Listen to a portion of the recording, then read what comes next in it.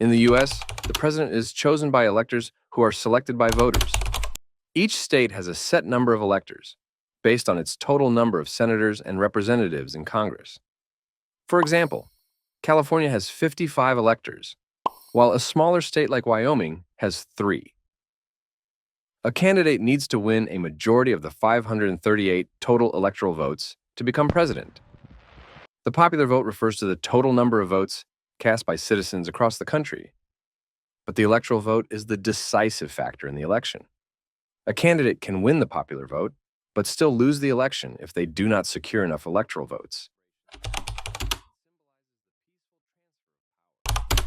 Swing states, also known as battleground states, do not have a predictable pattern of voting for a single party and can swing either Democratic or Republican in different elections. These states receive a lot of attention from candidates because winning them can be crucial for securing the necessary electoral votes.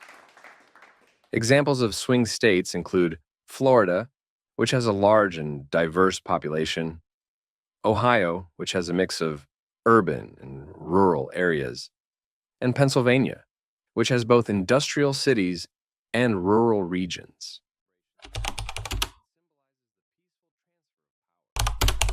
Early voting allows voters to cast their ballots before the official election day, which is the first Tuesday in November. This can be done either in person at designated polling places or by mail. Early voting is designed to make voting more accessible and convenient. It has become increasingly popular, with millions of voters choosing this option in recent elections.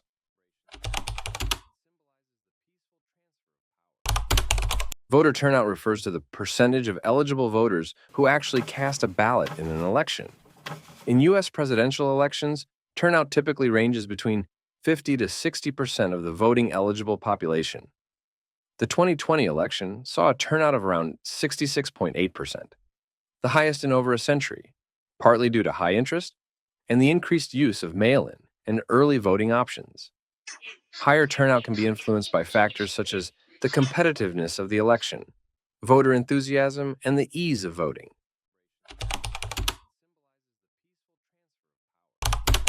Running for president is expensive, often costing billions of dollars. Candidates need to raise significant funds to cover expenses like advertising, staff salaries, travel, and events. This money comes from individual donors, political action committees, PACs, and sometimes public funding. There are rules and regulations about how much money can be donated and spent, overseen by the Federal Election Commission, or FEC.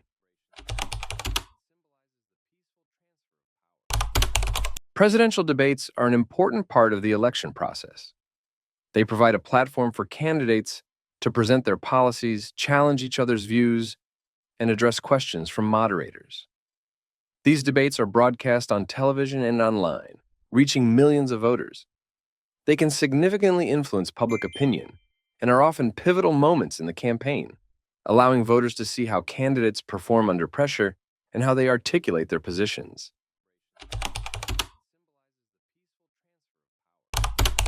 Inauguration Day marks the official start of the new presidential term. It takes place on January 20th, following the election year. During the inauguration, the president-elect takes the oath of office, a ceremonial pledge to faithfully execute the duties of the president and uphold the Constitution. The event includes speeches, parades, and celebrations, and symbolizes the peaceful transfer of power.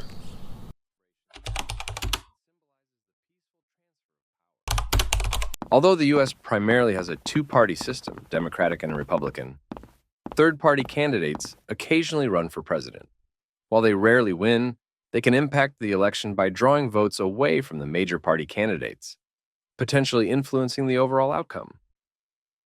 For example, in the 2000 election, Ralph Nader, running as the Green Party candidate, is often credited with drawing votes away from Democratic candidate Al Gore, which some argue helped George W. Bush win the presidency. Third-party candidates often highlight issues that may be overlooked by the major parties,